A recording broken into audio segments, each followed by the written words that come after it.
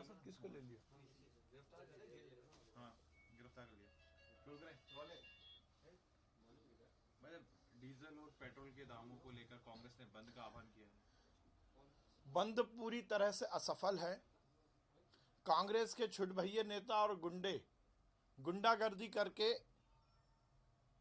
कोशिश कर रहे हैं कि बाजार बंद हो। दुकानदारों पर इस तरह से दबाव और गुंडागर्दी ये बहुत ही शर्मनाक है, क्योंकि जनता पूरी तरह से कांग्रेस के खिलाफ है। जनता को लगता है कि महंगाई की आप बात करते हो, फिर बाजार बंद का क्या मतलब? यदि बाजार बंद करेंगे तो वो दुकानदार जो सुबह से शाम तक कमा के रात में अपना चूल्हा जलाते हैं, उन छोटे गुमटी वाले, चाय वाले, पान वालों का क्या होगा? कांग्रेस अपनी नगरीय निकाय चुनाव के पहले राजनीति चमकाने के लिए इस तरह का काम कर रही है, परंतु आज कांग्रेस का बंद पूरी तरह से फ्लॉप रहा है। सभी जगह मार्केट खुले हुए हैं। कांग्रेस के छुटभइये नेता मीडिया की सुर्खियां बनने के लिए पुलिस के सामने ही जाकर नारेबाजी कर कर स्वयं को गिरफ्तार करवाने की कोशिश कर रहे हैं। मार्केट पूरी तरह से खुला है और जनता ने इस कांग्रेस के तथाकथित बंद को पूरी तरह से फ्लॉप किया है। कांग्रेस के नेता लगातार कह रहे हैं, जब उनसे पूछा जा रहा है कि छत्तीसगढ़ भी है, महाराष्ट्र भी, राजस्थान में, वहां क्यों नहीं, तो उसको कहीं ना कहीं केंद्र सरकार के पाले में डाल दिया।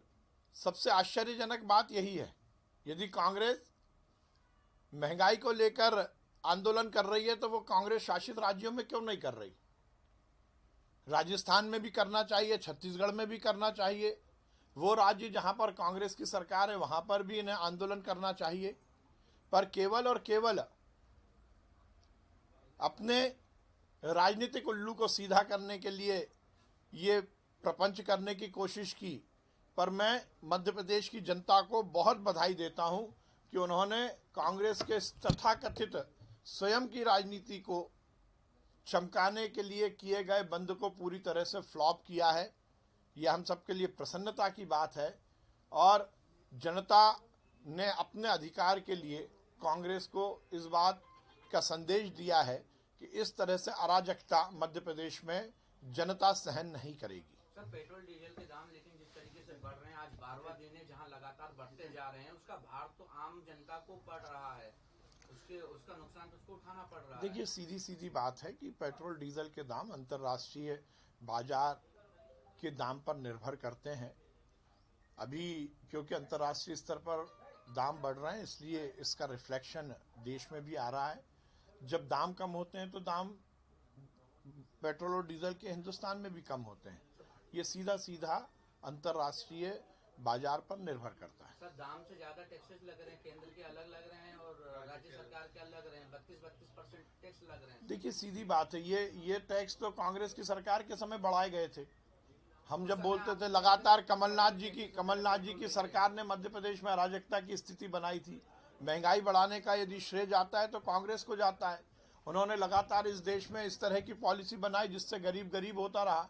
मनमोहन सिंह और सोनिया गांधी के नेतृत्व में जो सरकार चल रही थी, आप उसके इतिहास को उठाकर देखिए, सबसे ज़्यादा दाम तो उस समय बढ़े थे।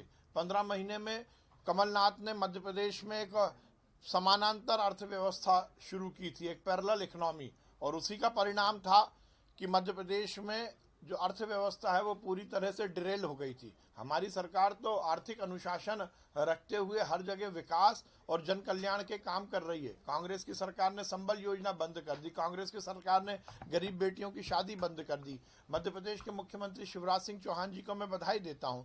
उन्होंने मध्य प्रदेश की जनता को एक साल में 82,000 करोड़ रुपए उनके खाते में जमा कर अलग अलग योजनाओं का लाभ जनता को दिलवाया। ये भारतीय जनता पार्टी की सरकार की गरीब के कल्याण की नीति का ही परिचायक है और कांग्रेस ने लगातार इस देश में, इस प्रदेश में अराजकता का माहौल बनाया है। कांग्रेस के विधायक या पूर्व मंत्री ने कंगना रनौत पर टिप्पणी की है।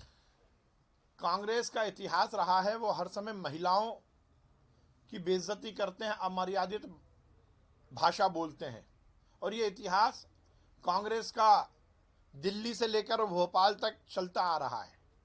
चाहे नैना साहनी मामला हो, चाहे सरला मिश्रा का मामला हो, लगातार कांग्रेस ने महिलाओं पर उत्पीड़न किया है।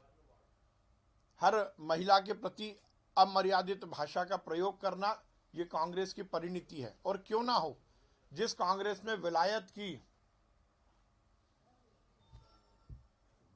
जिस कांग्रेस में विलायत की नीति अपनाई जाती हो, जिसमें इटली का साम्राज्य चलता हो, जिसमें सोनिया गांधी के माध्यम से पश्चिम की संस्कृति को अपनाकर इस देश में महिलाओं को अपमान करने की आदत बना दी गई हो, कांग्रेस में तो वो नेता आगे बढ़ता है जो अपनी सांसद को टंचमाल कहता है। दिग्विजय सिंह जी ने मीनाक्षी नटराजन को टंचमाल कहा था। कमलनाथ जी ने उनकी ही सरकार में मंत्री रही इमरती देवी को आइटम गर्ल कहा था। उस कांग्रेस से आप क्या अपेक्षा कर सकते हो? वो कांग्रेस लगातार महिलाओं का अपमान करती रही है। ये बहुत ही शर्मनाक है। और जिस प्रकार से कंगना रनावत जी के खिलाफ कांग्रेस के नेता ने टिप्पणी की है, निश्चित रूप से उनके खिलाफ कार्रवाई होनी चाहिए। मुख्यमंत्री नर्मदापुरम कर रहे हैं, अब होशंगाबाद का नाम कई जगह। मैं भी पहले से कहते आया हूं कि मध्य प्रदेश में वो गुलामी के परिचायक जो हमें गुलामी की याद दिलाते हैं, चाहे वो हलाली डैम हो, हबीबगंज स्टेशन हो, लाल घाटी हो, नर्मदा होशंगाबाद हो, इन सब के नाम बदले जाने चाहिए। और मैं माननीय मुख्यमंत्री जी को बहुत बधाई देता हूं कि उन्होंने होशंगाबाद का नाम बदलकर नर्मदापुरम करने का निर्णय लिया है।